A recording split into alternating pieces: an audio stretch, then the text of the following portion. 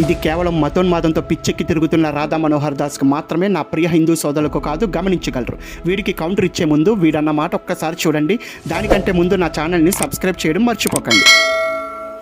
పిశాచాన్ని చూపిస్తాను దాకండి. ఏందిరా ఇది? విగ్రహారాధన తప్పు అంటారు. వాడు ఇలా ఉండేవాడు అని మీ బుక్లో ఉందా?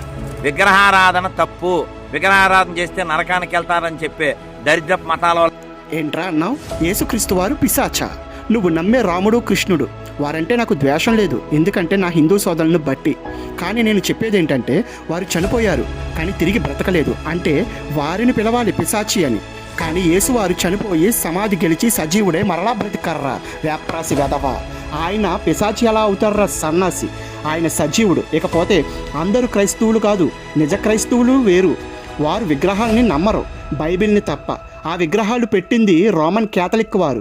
వారిది నిజమైన భక్తి కాదు, తెలుసుకోరా సన్నాసి.